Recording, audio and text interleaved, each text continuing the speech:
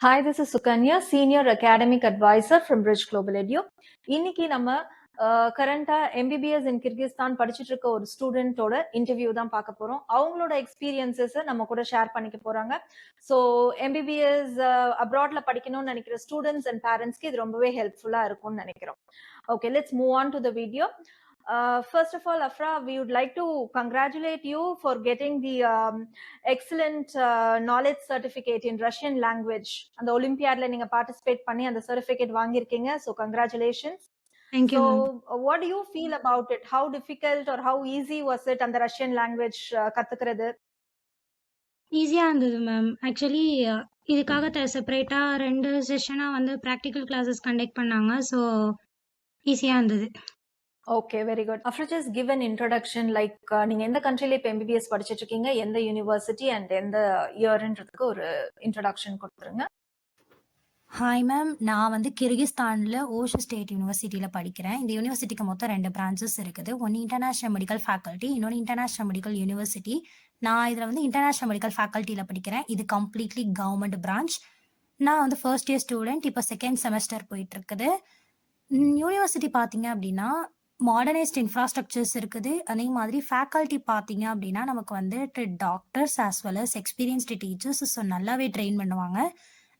Classes பார்த்தீங்கன்னா full and full English medium தான். Class rooms பத்தி எக்ஸ்பிளைன் பண்ணுங்கம்மா. லைக் பேட்ச் சைஸ் பொறுத்த வரைக்கும் மெயினா, பிகாஸ் நிறைய பேரண்ட்ஸ் அண்ட் ஸ்டூடெண்ட்ஸ்க்கு இருக்கிற டவுட் என்ன அப்படின்னா, லைக் எத்தனை பேர் இருப்பாங்க ஒரு கிளாஸ் ரூம்ல அப்படிங்கிற மாதிரிலாம் நிறைய டவுட் இருக்கு. நம்மளுக்கு புரியுமா ஈஸியா, இல்ல டம்ப் பண்ணுவாங்களான்ற மாதிரி இருக்கு. ஸோ அதுக்கு ஒரு எக்ஸ்பிளனேஷன் கொடுத்துருங்களேன். What will be batch size பார்த்தீங்க அப்படின்னா பெர் கிளாஸுக்கு மேக்ஸிமம் 15 to 16 மெம்பர்ஸ் தான் இருப்பாங்க. ஸோ நம்ம எல்லாராலையுமே எல்லா ஸ்டூடெண்ட்ஸாலையுமே டீச்சர்ஸோட ஒன் இன்ட்ராக்ட் பண்ண முடியும். What about the hostel and மெஸ்மா? நம்ம இந்தியன் ஃபுட் அவைலபிளா இருக்கா? 3 times a day உங்களுக்கு ஈஸியா லைக் இந்தியன் ஃபுட் இருக்கா? அண்ட் ஓவரால் சேஃப்டி பத்தியும் நீங்க எக்ஸ்பிளைன் பண்ணுங்க அஃப்ரா. ஹாஸ்டல் பார்த்தீங்க அப்படின்னா ஒரு ரூமுக்கு 4 மெம்பர்ஸ் அலாட் பண்ணுவாங்க. வின்டர் டைமில் தப்லீனா மாதிரியான ஹீட்டர் சப்ளையும் பண்ணுவாங்க. மெஸ்ஸு பார்த்தீங்க அப்படின்னா நமக்கு வந்து நார்த் இந்தியன் கியூசைன் தான். நார்த் இந்தியன்ஸ் தான் சமைப்பாங்க. அண்ட் ஓவரால் சேஃப்டி பார்த்தீங்கன்னா காலேஜ் சைட்லேயும் சரி, லோக்கல் பீப்புள் சைட்லேயும் சரி நல்லாவே சேஃப்டியான ஊர் தான். ஸ்டூடெண்ட்ஸ்க்கு மெயின்லி கேர்ள்ஸுக்கு ரொம்ப நல்ல சேஃப்டியான ஊர்.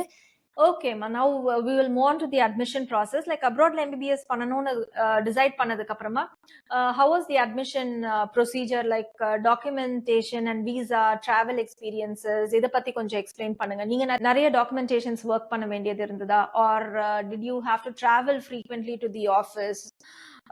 நிறைய வாட்டி அலைய வேண்டியது இருந்ததா? What was your experience? Admission ப்ராசஸ்ன்னு பார்த்தீங்கன்னா நாங்கள் ரிச் குளோபல் எடு ஓசிஸில் செபாஸ்டியன் சாரை காண்டாக்ட் பண்ணோம். அவங்க கேட்ட டாக்குமெண்ட்ஸ் மட்டும்தான் நாங்கள் கொடுத்தோம். பேலன்ஸ் எல்லா ப்ராசஸையுமே சரி, விசா எடுக்கிறதுலேருந்து ட்ராவலிங் முதற்கொண்டு நாங்கள் இங்கே ஓஷை ரீச் பண்ணுற வரைக்குமே செபாஸ்டியன் சார் வந்து கூடவே இருந்தார்.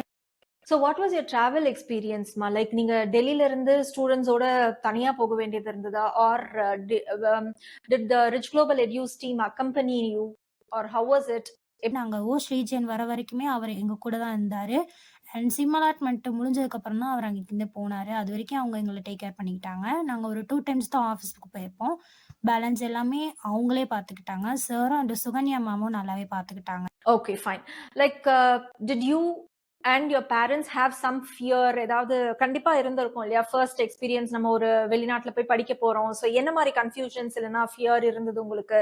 So how did Rich Global Edus team support you on this? எங்களுக்கு நிறைய டவுட்ஸ்லாம் வந்தது. எல்லா டவுட்ஸையுமே மேம் அண்ட் சார் வந்து நல்லாவே கிளியர் பண்ணாங்க. So what was your first reaction after you landed in Kyrgyzstan, like on the people and the weather and food? இத பத்திலாம் கொஞ்சம் எக்ஸ்பிளைன் பண்ணுங்க. கிர்கிஸ்தானுக்கு வந்தோடனே எங்களுக்கு பிடிச்ச விஷயம் என்னன்னு பார்த்தீங்கன்னா, இங்கே நிறைய மவுண்டைன்ஸ் இருந்தது. அண்ட் இங்கே நிறைய ட்ரீஸும் இருக்குது. எல்லா இடத்துலையுமே இங்கே ட்ரீஸும் இருக்கும், மவுண்டைனும் இருக்கும்.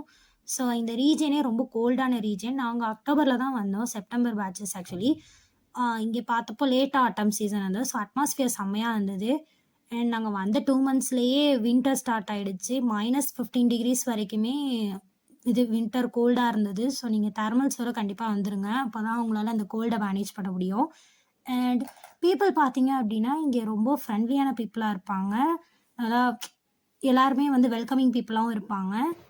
இப்ப கரண்ட்லி வந்துட்டு சம்மர் சீசன் போயிட்டுருக்குது. பட் என்னதான் சம்மரா இருந்தாலுமே, இங்க ஹையஸ்ட் டிகிரியே +20 டிகிரிஸ் தான். இருந்தாலுமே கோல்டா தான் இருக்கு. So, what advice or message would you like to give to the future students who wish to study MBBS abroad, ma?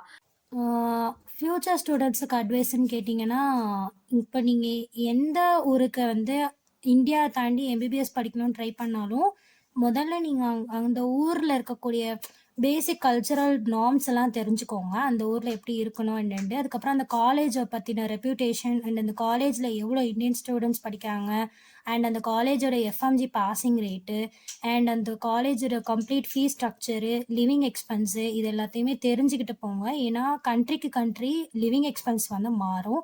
இப்போ நீங்க கிர்கிஸ்தான் எடுத்தீங்க அப்படின்னா, நம்ம ஊர் கரன்சிக்கு ஈக்குவலன்ட்டா தான் இருக்கும்.